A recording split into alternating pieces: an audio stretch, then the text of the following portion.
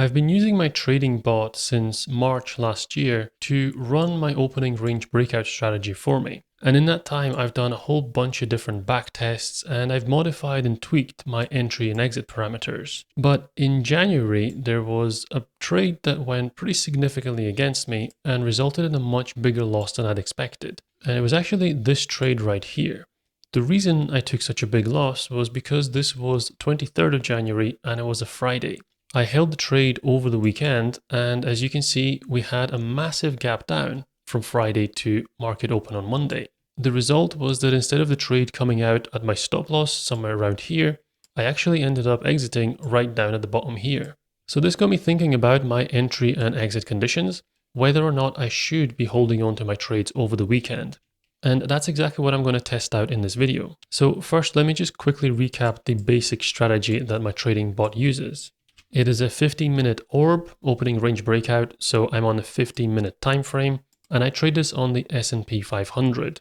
And this is the New York breakout, so I need to make sure that my time zone down here is set to UTC-5 New York. I'm then looking for the market open, which is at 9:30 a.m. So if I look at the timestamp down here, 23rd of January, 9:30 is this red candle here. Once that candle closes on the 15-minute time frame, that gives me my opening range. So the low and the high is my ORB.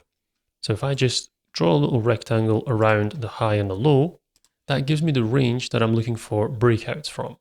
And in this trade, I actually got a breakout immediately on the next candle. So this green candle right here broke through the range, closed outside, and that was my confirmation that I can get into the trade. So on the next candle's open, that's when I buy. So let's just put a long order here just to see what actually happened. So it was somewhere around here. My stop loss then goes at the bottom of the range. So this is where the stop loss sits. And then I target a 1.5 times reward to risk ratio. So my take profit is 1.5 times bigger than my stop loss. So it would have sat somewhere around here. And you can see, yeah, the trade initially went in the right direction and it actually almost hit the take profit. Then it turned around. That's fine, that happens. And it was heading towards the stop loss. But by the time we got to Friday afternoon, I was in the red, but the trade was still open.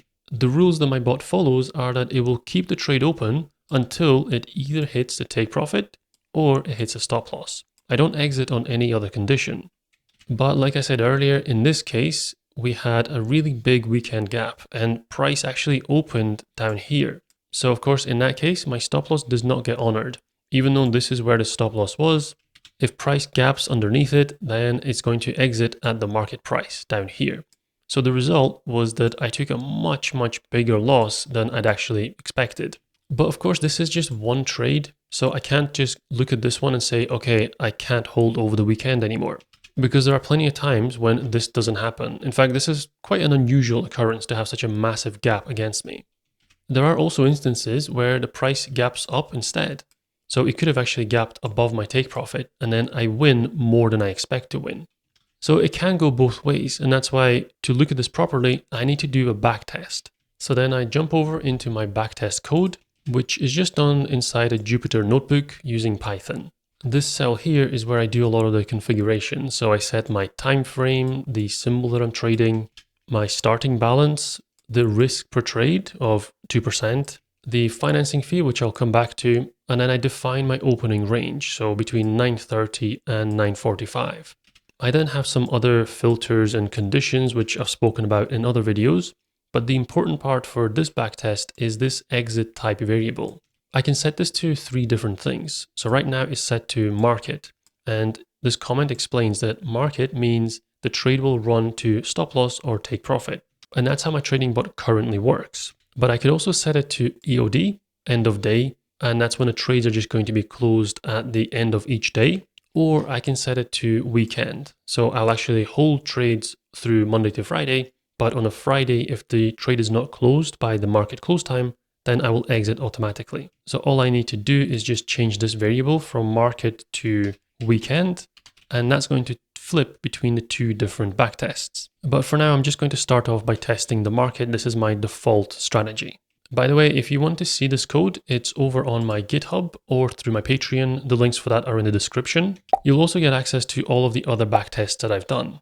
There you can also find this PDF where I define the specific rules of the strategy, how I configure it, the additional filters I use, entry and exit conditions, etc. And over time, I'm also going to add example trades that my bot has taken into this PDF. But going back to the backtest, this is the result of running my current strategy with the market exit conditions, meaning that the trade will go on until it hits stop loss or 1.5 times take profit. This is my standard strategy. This is the backtest that I've shown in previous videos, and I kind of use this as my benchmark. So it goes back over the last 5 and a bit years. The balance grows from 100 up to, let's see, it's around about 1350 is where it finishes up. So this is what I'm looking to improve. If I then rerun the backtest using the end of day exit strategy, this is the result that I get. So the equity curve still looks pretty good.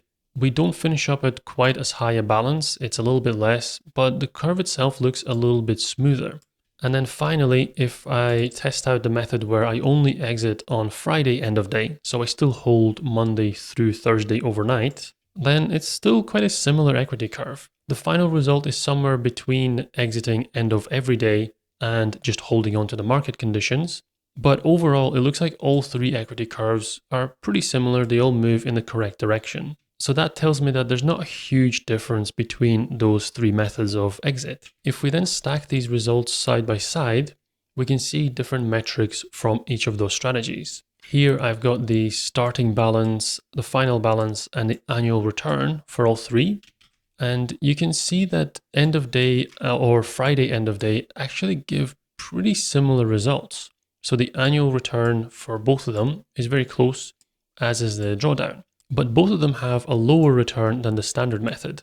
And that tells me that those big weekend gaps that I just experienced in January are maybe not that significant. They do occasionally result in a really big loss, but in general, it seems like if I skip them entirely, I actually end up with a lower return. What I did find interesting though with the end of day exit is the win rate improves. So comparing the win rate to my standard strategy, it's gone up a few percent. That is, however, countered by the fact that the reward to risk ratio drops. So even though I target 1.5 times, by closing out at the end of every day, it means that I don't reach that target as often as I would like to.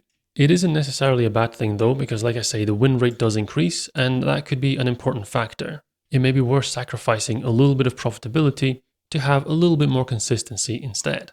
However, there is one thing that I haven't really accounted for in these backtests, which is the fact that when you hold a trade overnight, there is usually some kind of fee to pay. In my case, because I'm trading this using contract for difference, which is CFDs, I pay an overnight rate when I hold these positions. So the S&P 500 that I trade here has at the moment a minus 6.13% long rate. That is an annual rate and it changes regularly, but it's something I need to account for if my backtests are to be accurate. And that's actually what this variable here is, this financing fee percentage. I've increased it a little bit to be conservative and I've set it to 7% financing fee. This means that if I hold a trade overnight, I apply this 7% fee. It is annual though, so I divide that by 365, which turns it into a daily fee instead. I then reran my original strategy, which is the one that just holds on whether I hit a stop loss or take profit, but I applied the fee. And yeah, everything looks very similar, but you notice that the final balance doesn't seem quite as high. So the fee has taken effect, it's gone against my returns. If I bring up the metrics again and compare them side by side, my standard strategy with no fees, which is what I originally tested, versus the one with the fees, you can see the impact on the annual return. Drops from 60 to 56.25%.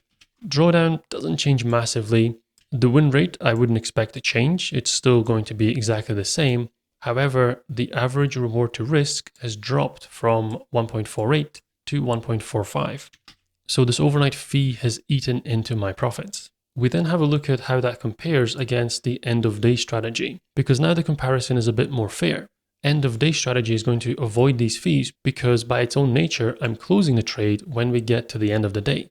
So I'm not holding anything overnight. That means there should be no overnight fees. And this actually brings the results a little bit closer together. The annual return is still better with the original strategy, but the gap isn't quite as big as before. And really, between the two of them, there doesn't seem to be a massive difference. On the other hand, the drawdown is slightly better here as well, if only by 1%. So what this basically tells me is that there is not a huge difference between my current strategy of just holding on to the stop loss or take profit or exiting at the end of day no matter what happens. I think this is something that comes down to trader preference. It might be easier mentally and psychologically to just close out trades overnight and not worry about what might happen. And secondly, it does increase the win rate a little bit. For me, I'm going to stick with my existing strategy. My trading bot is already set up for this and it's been running pretty well, but it's nice to know that as an alternative, I could switch to an end of day strategy without really compromising the results too much. So I hope you found these results interesting, and let me know if you've got any other ideas you want me to backtest. I've already got a bunch of comments from you guys that I'm hoping to get around to testing soon, but I'm always looking for more ideas.